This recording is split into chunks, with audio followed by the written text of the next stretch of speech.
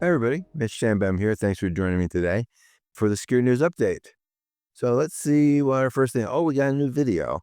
So if you go to our video blog at cybersecurity.us, you'll see, and this is for defense contractors. The video is titled, "If your CMMC strategy includes getting a waiver, come up with a different strategy." Listen to the video. It's pretty short. You'll understand why we think that's a really bad strategy. That's not going to work. In the security and privacy alerts, governments in Europe are dealing with a whole bunch of hostile drones coming from Russia, coming over the border, and they're not really sure what to do about it, so they're just going to ignore it. The radars, for the most part, can't even detect them. If they do detect them, then oftentimes flights have to be grounded or rerouted, and fighter jet scramble is very expensive, resource intensive. There were about 500 of these pesky incidents in 2015. That's a decade ago. And then 2000, that's a 4 times improvement, if you want to call that an improvement, in 2019. We don't have data newer than that, but we know it's a lot more. So, they were going to wait till people die, and then they'll go figure out what they want to do. So, welcome to the world of government. Homeland Security is moving some folks at CISA. These are cyber experts, and they're moving them into the immigration deporting part of Homeland Security. Maybe they're doing some security work there, but probably not. So the choice was either move or quit, or we'll fire you. So the result of that, CISA is really pretty much a shell of what it was before, and we're going to have some big attacks which we're going to miss. It's just guaranteed to happen. It has to happen.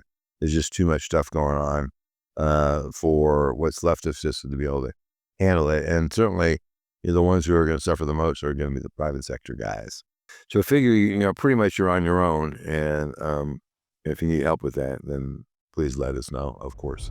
Remember, it's only a few months ago. Remember when the Fed said, and I don't remember who it was either Marco Rubio or Kristi Noem or somebody like that, said that Apple dropped its demand from the UK. I'm sorry, the UK dropped its demand to Apple to put a backdoor in its encryption, and started a whole chain of events. Apple disabled end-to-end encryption in the UK, and they created a big stink over it.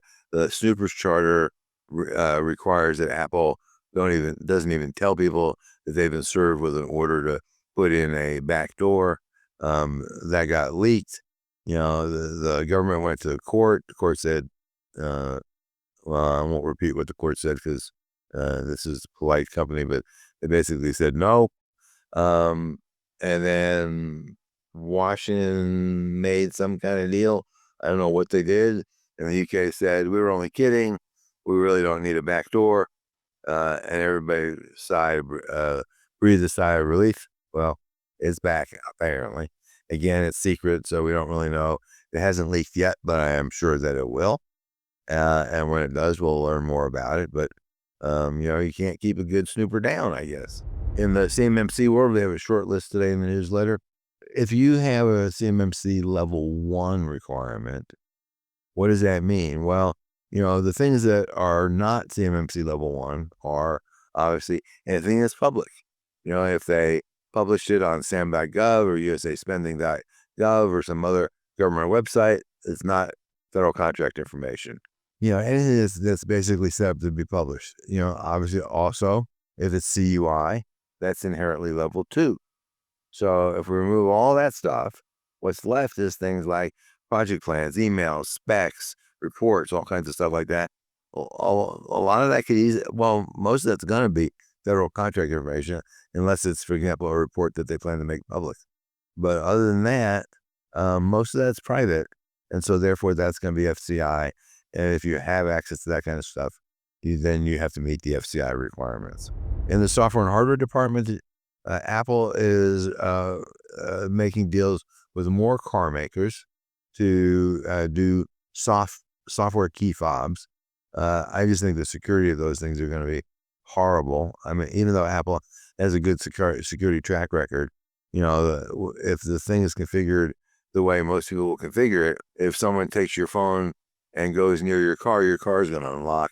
And if they have access to your phone, then the phone is unlocked, then they're going to be able to start your car and drive off. So doesn't seem like a really great plan to me, but it is convenient. So, you get to make your choice there. Do you want security or do you want convenience?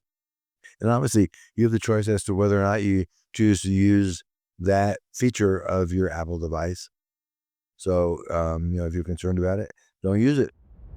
AMD patched their firmware on a whole bunch of chips that allows VM to do a security bypass. The microprocessors in question are the ones used in data centers like Microsoft and Oracle and, people like that, Amazon. It does require privileged access to a hypervisor next door. That's why they only rate the bug 6 out of 10, but probably still worth patching. Speaking of our friends at Oracle, they patched a 0-day that was being used by shiny hunters in their e-business suite, and it was actively being exploited to breach servers. And there is public proof of concept code on top of everything else. So this bug is remotely exploitable without authentication. So if you use Oracle's e-business suite, time to patch. Apple is being sued. We're trying to figure out what AI folks can do and what they can't do. The courts have said that taking a book and feeding into your AI, large language model, is transformative enough that it doesn't break the copyright law.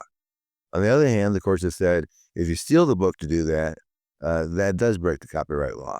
And Google and other folks have gotten in trouble for that. Well, now Apple is being sued for that exact thing, for pirating books, which is effectively stealing books. And the article that this came from said that the courts have ruled that pirating copyrighted works is fair use. That's actually not correct. Wouldn't be the first time journalists got some pretty important distinction wrong. What they said was, if you legally have access to the work, then feeding into your large language model is fair use. But if you don't, then it's not. So that's why Google is a few $1 billion shorter today than they were. So we'll see where this suit goes. I'm guessing that Apple is going to settle because the precedent is already there that says what they did is illegal. They can fight it. They're Apple. They have a lot of lawyers, but I don't think they'll win. EU's global surveillance fans, the ones that came up with this concept called chat control, which required phone makers to go off and snoop on your content on your phone and report what they found if they don't like it back to the government. That vote was only postponed, not canceled. So I think the folks that are in favor, which is some percentage of the EU, because after all, it's to protect the children. And how could we be against protecting the children? The reality is the bad guys are going to figure out ways around it. It's just what they do. And the only net effect is that you as a user of your phone are going to have less privacy. And I'm sure there will be absolutely no false positives. Nobody will get in trouble for not doing anything wrong. That definitely won't happen. Yeah, right. California, and I'm still working on this, but California has a whole bunch of new security and privacy laws. Senate Bill 243 requires warnings to users about chatbots. It also requires that chatbots have a way to not present a comment which is going to encourage suicide. Seems like a good thing to do. Assembly Bill 1064 would ban the use of chatbots by folks under 18. That's probably not workable. Unless the chatbot could prove that it wouldn't engage in sexual or self-harm conversations. We know they seem to do that, unfortunately. Senate Bill 53 requires that companies who create AI agents publicly post on their website what material was used to train the AI. That's going to be interesting. Assembly Bill 316 I love this one. Humans cannot use the excuse, the AI made me do it. If you're the one who's using the AI, you're the one who's responsible.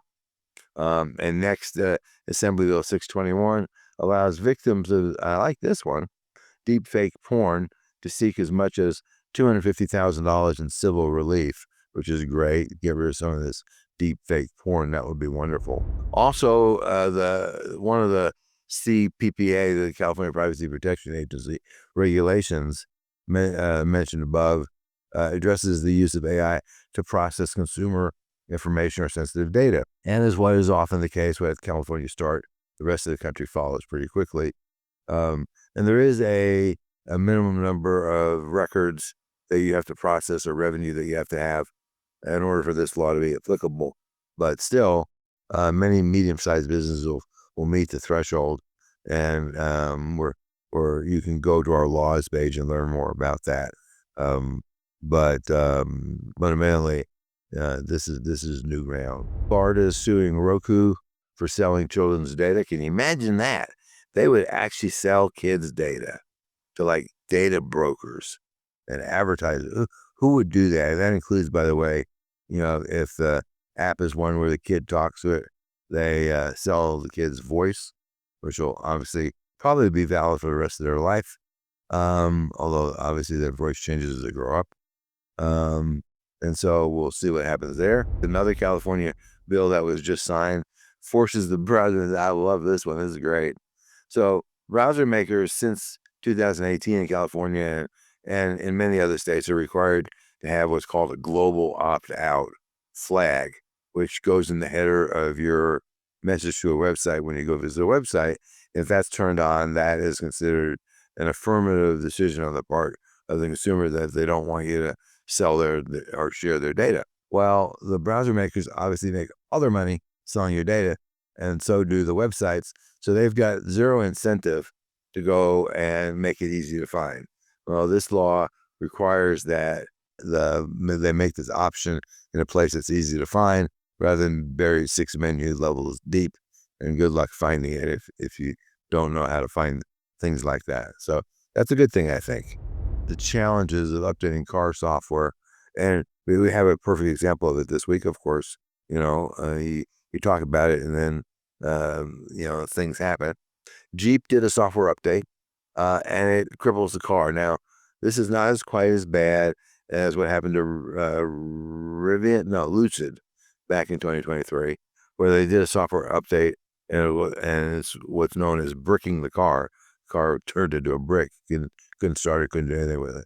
So this one, apparently, the car still runs, but it goes in what's called cripple mode, which is probably not a politically correct way of saying that anymore. But it goes into this mode where everything is locked down. Almost all the features are turned off. The car goes like no more than 5 miles an hour. Well, one guy got hit with this while he was driving on the highway at 65 miles an hour and, damn near killed himself trying to get off the highway where this thing went into limp mode. So, probably I know some cars will not do these software updates unless you are parked, which I think is a good strategy. But apparently Jeep does it while they're moving, and maybe they won't do that anymore. I don't know. Hyperliquid users lost $21 million due to a private key company. This kind of talks about, if you're doing crypto, physical security, personal security is still just as important as anything else, right? If you have $100 bill in your wallet, while it's hard to counterfeit $100 bill, it's pretty easy to steal it if you leave the wallet on your dashboard of your car and the car's unlocked.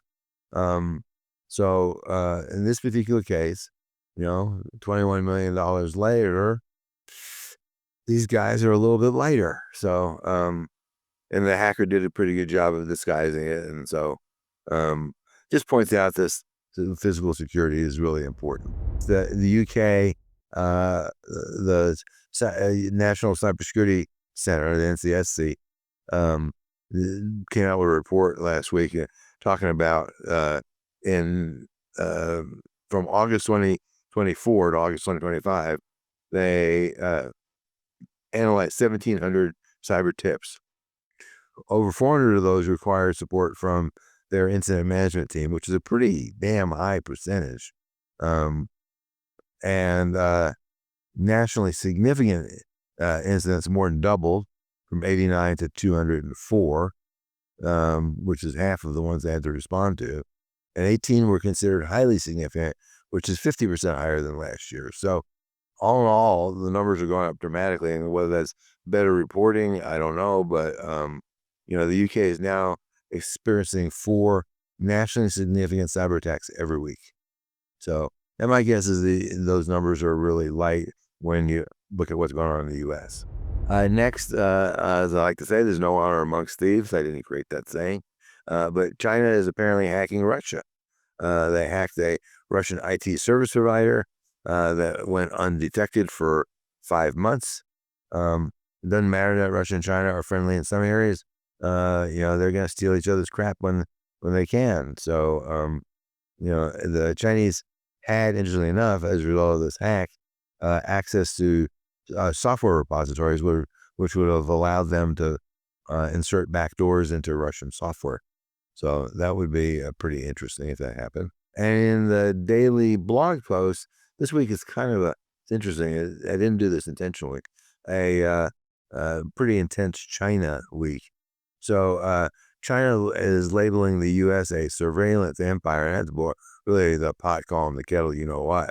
And so it's all because the U.S. wants to track black market GPUs going into China from third world countries or other countries, besides directly getting them in the United States. And obviously, they're whining. China's whining that we're surveilling our citizens. Well, that's a country that surveils their citizens day and night, so they have absolutely nothing to talk about. While it is we do surveillance of our citizens, not anywhere to the degree that China does. Next, a report came out that U.S. water utilities are a Chinese hacker target. That's in part, there's 150,000 water utilities in the United States, and most of them are small and have very little cyber expertise, and don't even do things like changing default passwords. So the Chinese love them, and the question is, are they burrowing into these systems and just kind of hiding out, waiting for a day when they're mad at us, like when they want to take over Taiwan, and just unleash a bunch of cyber attacks against these software that the water utilities use, and divert our attention from fighting Taiwan. It's going to be an interesting problem, or fighting China taking over Taiwan, or some other action that they do. And then more China. I tell you, it's a China week. What can I tell you? Target rich opportunity. China is accusing the U.S. Of being a bad country because they say, without any evidence, that we're doing exactly the same thing that they do. The case in point here was that they're claiming, again with no evidence, that the NSA hacked into their atomic clock services that the country runs, just like we have atomic clock services that NIST runs in the United States. And atomic clocks drive everything from GPSs to cars and trains and railroads and just all kinds of stuff. So if you mess with the atomic clock, there's definitely some ramifications there for sure, no question about it. But there's no evidence. I mean, clearly there's a problem, and somebody hacked in, and they're sort of waving their hands a lot and saying, well, it kind of looks like a nation state, and whether a nation state might be mad at us, well, I could think of a number of nation states that are probably mad at them. So in any case, take that for what it's worth, but they did get hacked. And the hackers are in there for years and years, so that's the funny part. They didn't detect them. And in the Security News Bites, if you have connected a chatbot to your email and calendar or any other applications, you might want to review what kind of controls. So what we're seeing is hackers have figured out that they can put prompts in like an email or text message or whatever. And if you have that connected to an AI, then the AI is going to respond to those prompts and possibly do something you don't want it to do. So you might want to disconnect it. Next, it's a little bitty Texas town, has a Bitcoin miner data center there. It makes a hell of a lot of noise. Apparently in Texas, because they're not incorporated, they can't, uh, they have to go to the county that they're in to go off and ask the county to go have the Bitcoin miners be quiet. Apparently counties don't have that right. So their solution, which I think is very creative, and it's a town of 600, or, a census area of 600 people. They're going to incorporate it as a city. And then it's going to be, now they're going to go back to the Bitcoin miner and say, well, we created this law in the city where you are, and either you cut the noise or we're going to shut your butts down.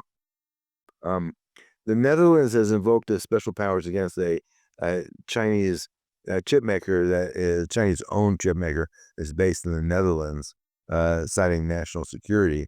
It turns out that, amongst other things, these guys make a lot of chips that are used by car makers, and car makers are worried that this is going to wind up being shades of COVID, that there's going to be a big chip shortage again.